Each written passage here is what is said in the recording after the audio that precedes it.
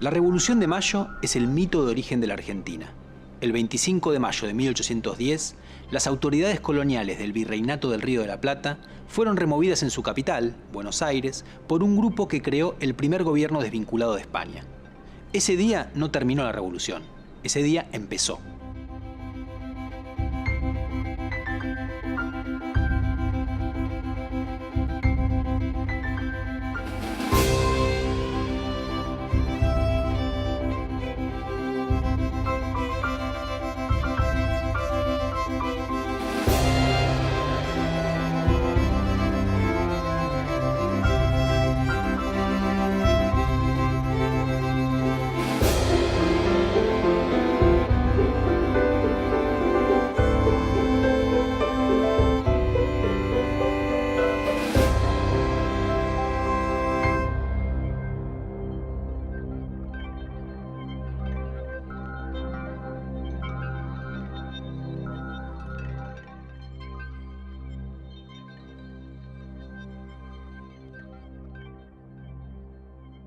¿Por qué fue una revolución? Cuando terminó el proceso, que iba a durar al menos 10 años, las razones por las cuales se mandaba y se obedecía habían cambiado. Los que habían sido súbditos del rey de España ahora eran ciudadanos republicanos. La economía ya no dependía de la relación con las minas de plata de Potosí, sino de la exportación de bienes ganaderos. La cúspide de la sociedad ya no la ocupaban los grandes comerciantes, sino los grandes terratenientes, y la actividad política involucraba a miembros de todas las clases sociales. Donde había estado el Virreinato del Río de la Plata, se iban a formar 4 naciones nuevas: Uruguay, Paraguay, Bolivia y la Argentina.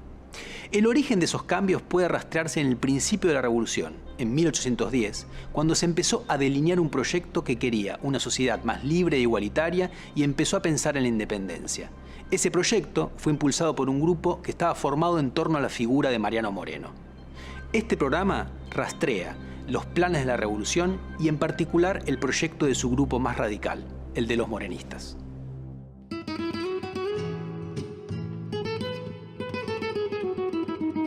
El desencadenante de la revolución se dio en España, que era el centro del imperio, del cual lo que ahora es Argentina era parte. En 1808, una invasión del emperador francés Napoleón Bonaparte obligó al rey español Fernando VII a dejar el trono y lo mantuvo prisionero. En su lugar, Napoleón colocó a su propio hermano, José Bonaparte. Pero los súbditos españoles consideraron que esa designación era ilegítima. De acuerdo al pensamiento político de la época, argumentaron que Dios le daba la soberanía a los pueblos y luego estos se la daban al rey. Si dejaba de haber rey, la soberanía volvía a los pueblos, es decir, a las ciudades que integraban la monarquía. Así, ante lo ocurrido, distintas ciudades españolas formaron juntas para conservar la soberanía del rey cautivo. Los dominios españoles en América se mantuvieron leales a esa junta central. El inicio del movimiento de independencia parte del supuesto que el origen de la soberanía es el pueblo. Es decir, de Dios viene al pueblo, pero en la práctica las instituciones, las decisiones que hay que adoptar provienen de decisiones del pueblo. Pero el pueblo no existía en 1810. Existían pueblos. Existía el pueblo catamarqueño, el pueblo riojano, el pueblo porteño, el pueblo santafesino. Entonces la soberanía retrovertió, perdón, la palabra es difícil, volvió a los pueblos soberanos, cuyo órgano soberano era el cabildo. Por eso la primera junta de gobierno es la reunión de pueblos soberanos que mandan sus diputados, que no eran diputados como actualmente, diputados de la nación, sino que eran apoderados, procuradores de las instituciones que representaban. En 1810, 1820, formar una nación era recurrir a lo que alguien ha llamado, poner en práctica lo que alguien ha llamado, un politólogo importante ha llamado, el gran principio que explica las 3 grandes revoluciones del mundo moderno, la inglesa, la francesa y la norteamericana, el principio del consentimiento. Nadie me puede obligar a mí a entrar a una asociación política sin mi consentimiento.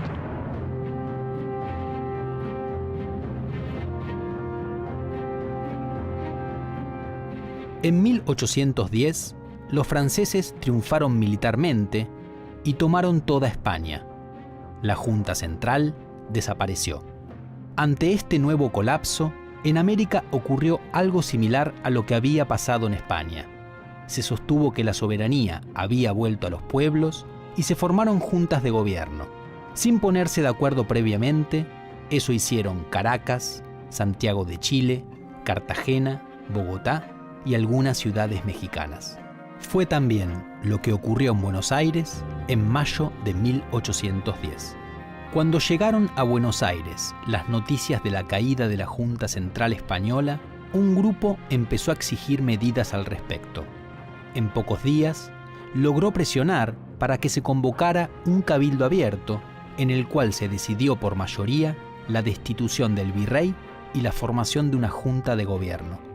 El virrey saliente intentó ponerse a la cabeza de la junta, pero el 25 de mayo, una movilización ante el cabildo, apoyada por el regimiento de patricios, un cuerpo miliciano formado por vecinos de la ciudad, lo obligó a renunciar e impuso una junta sin participación de las viejas autoridades. La revolución había triunfado. Bueno, hay toda una discusión que actualmente plantea la historiografía en relación a cómo interpretar el proceso revolucionario. Tradicionalmente esto tiene que ver casualmente con la idea de nación. Cuando se impone una idea de nación como un sujeto de la historia y la nación argentina como un sujeto que recorre todo el pasado rioplatense, lo que se supone es que hacia 1810 había una nacionalidad oprimida y que lo que se hizo el 25 de mayo es procurar liberarse de la opresión colonial. Lo que actualmente plantea la historiografía, dicho en forma muy sintética, obviamente esto es un proceso muy complejo, es que en realidad lo que hacia 1810 existía no era una nacionalidad, sino que era un conjunto de pueblos organizados en el virreinato que formaban parte de la corona española. En realidad, en mayo de 1810 no puede decirse que hay una revolución. Hay un recambio del gobierno, un desplazamiento del virrey y la instalación de una junta provisoria de gobierno, respetando los marcos de ese momento legales de la legitimidad política en el imperio. Ahora, para los que son desplazados ya es una revolución. Ellos lo viven como una revolución. En los años siguientes, en la medida que esta disputa política se convierte en una guerra, y una guerra que es mucho más larga de lo que ellos imaginaron que iba a ser, y esa guerra necesitó una enorme movilización social de ambos bandos. Entonces fue adquiriendo el carácter de una revolución. Yo diría que mirado a largo plazo, lo de mayo de 1810 no fue una revolución, fue un acontecimiento relativamente tranquilo, una disputa política por medios pacíficos, incluso sin ninguna participación popular significativa en mayo de 1810. Pero el proceso que había fue un proceso de transformación revolucionaria.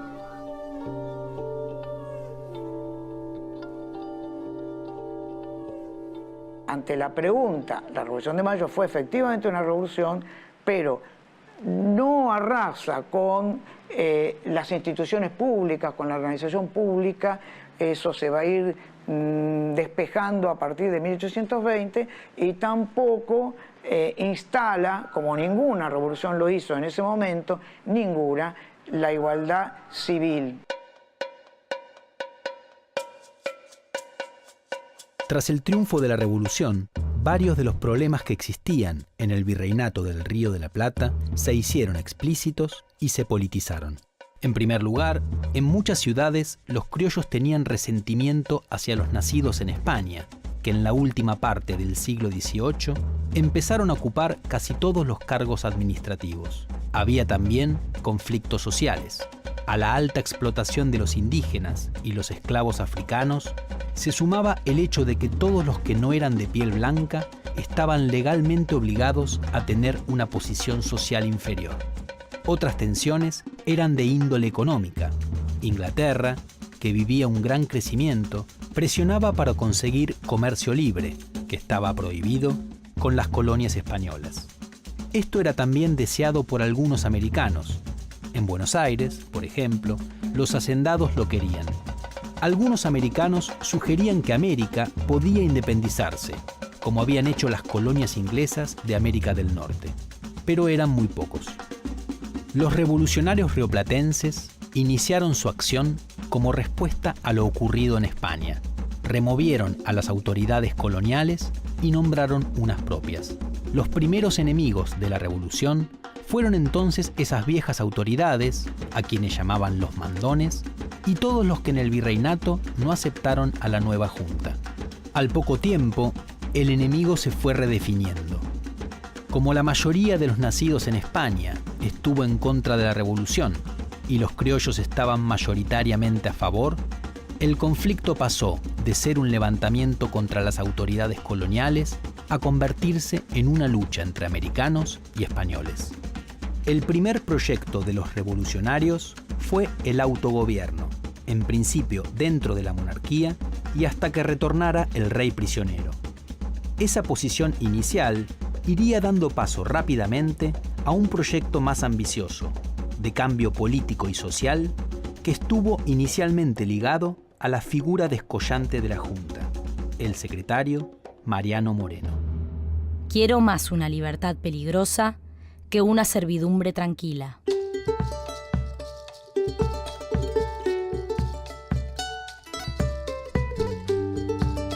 Para Mariano Moreno, lo que comenzó en mayo de 1810 no era solo la formación de un gobierno que reemplazara a las autoridades coloniales. Moreno quería ir más lejos. Para él, revolución implicaba una transformación completa del orden vigente. Era la reinstalación de la libertad, la razón y la justicia universales.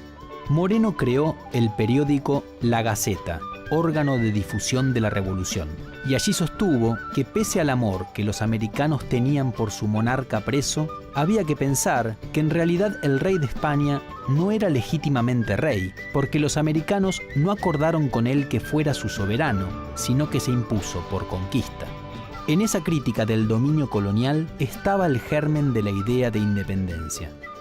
También empezó a impugnar a la monarquía como sistema, abriendo las puertas para la república, es decir, para un sistema en el cual el pueblo gobernara a través de sus representantes, lo cual en la época era una gran transformación. De todos modos, los pasos de Moreno no seguían un plan preestablecido. Fue un político en acción y sus opiniones se fueron formando y desplegando mientras ejercía funciones de gobierno. Bernardo de Monteagudo, que más tarde iba a continuar la obra de Moreno, afirmó que la revolución parecía más la obra de las circunstancias que la de un plan premeditado de ideas. Es decir, hubo hombres que se transformaron en revolucionarios en el proceso mismo de hacer la revolución. Todos los que derribaron a las autoridades coloniales en 1810 compartían una actitud revolucionaria. Lo que distinguió a Moreno y sus seguidores fue la confianza en la voluntad como clave de la política. Si cada hombre no conoce lo que vale, lo que puede y lo que se le debe, nuevas ilusiones sucederán a las antiguas, y después de vacilar algún tiempo entre mil incertidumbres, será tal vez nuestra suerte mudar de tiranos, sin destruir la tiranía.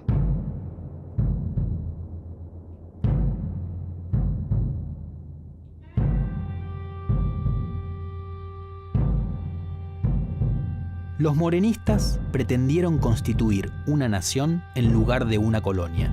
No sabían bien cuál iba a ser esa nación, pero sí que se afirmaba sobre el principio de la soberanía popular. De hecho, la revolución se hizo en nombre del pueblo. Ese pueblo iba a gozar de los beneficios de la igualdad, que se extendía a actores muy relegados. Pero al mismo tiempo, ese proyecto era custodiado por una minoría que se creía capaz de guiar los pasos de una revolución que prometía libertad política, igualdad y luces para el pueblo. Apasionados con la causa revolucionaria, los morenistas no dudaron en apelar a la violencia para doblegar a sus adversarios políticos. Varios funcionarios opuestos a la revolución fueron fusilados, como le ocurrió al ex virrey Liniers, héroe de las invasiones inglesas. Hagamos un pacto recíproco de unir nuestras fuerzas y tomar un solo brazo capaz de aniquilar de un golpe a todos los opresores y sostener la independencia del sur.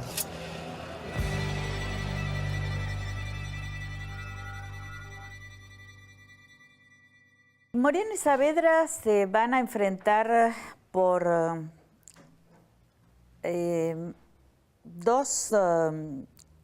tienen dos concepciones del cambio, aunque conocemos mucho más la de Moreno que la de Saavedra. Es decir, lo que conocemos de Saavedra es su oposición a Moreno.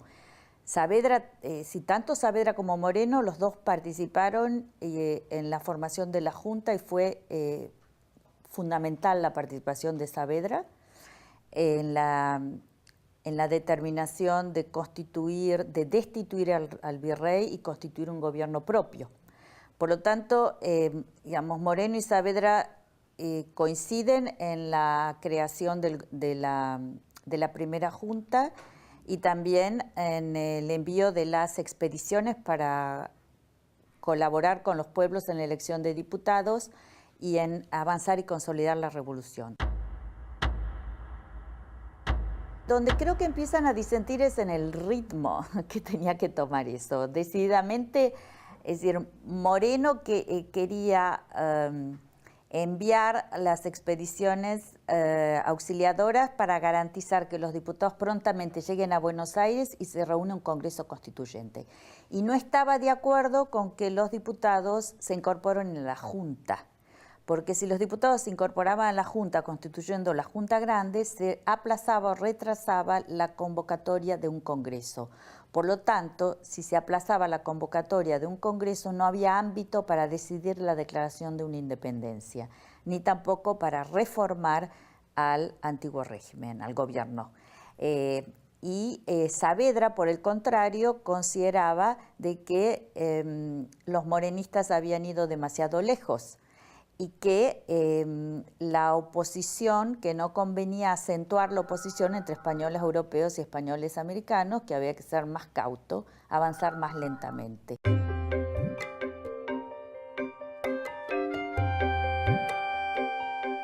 Hacia fines de 1810, era claro que había dos visiones diferentes de la revolución. Mientras que los que estaban con el presidente de la Junta, Cornelio Saavedra, no querían en lo inmediato más cambios que el autogobierno que ya habían conseguido en mayo, para los seguidores de Moreno la revolución recién había empezado. Había que expandir la transformación. Saavedra obtuvo el apoyo de los diputados del interior, que a fines de 1810 llegaron a Buenos Aires para incorporarse a la Junta. Moreno se oponía a esa ampliación y proponía la convocatoria a un Congreso Constituyente. Derrotado en esa intención, abandonó el gobierno en diciembre de ese año y murió poco después. Otras figuras como Juan José Castelli, Hipólito Vieites, Juan Larrea y Monteagudo continuaron sus ideas. Muchas de ellas se plasmaron en la obra de la Asamblea del año 13, como la libertad de vientres, que emancipaba a los hijos de los esclavos, o la abolición de los títulos de nobleza, de la tortura y de la Inquisición. Otras se impondrían más tarde, como la independencia y el sistema republicano de gobierno. Hasta 1815, los distintos gobiernos revolucionarios mantuvieron varias premisas del proyecto morenista: la convicción de ganar la guerra contra los enemigos de la revolución, la certeza de que había que gobernar centralizadamente desde Buenos Aires, el republicanismo y el apasionamiento por la libertad. El Congreso de Tucumán, que terminó declarando la independencia de un nuevo país en 1816, fue, sin embargo, más conservador políticamente. Tras su histórica decisión, sostuvo que ella marcaba el fin de la revolución y el principio del orden. El proyecto morenista, aunque tuvo un importante legado, dejó entonces de existir. No hay revolución sin revolucionarios. Los revolucionarios de todo el mundo somos hermanos. Moreno y sus seguidores quisieron que la Revolución de Mayo fuera una transformación profunda, algo que no estaba claro en el momento de la instalación de la primera Junta. Desafiaron el orden vigente proponiendo la instalación de la libertad y la igualdad, impugnaron la dominación española y criticaron a la monarquía, abriendo las puertas para la instalación de una república. Querían beneficios para el pueblo, pero pensaban que el gobierno tenía que estar concentrado en una minoría, ellos mismos. Las ideas de Moreno fueron reivindicadas varias veces a lo largo de la historia argentina, en particular por sectores liberales y sectores de izquierda.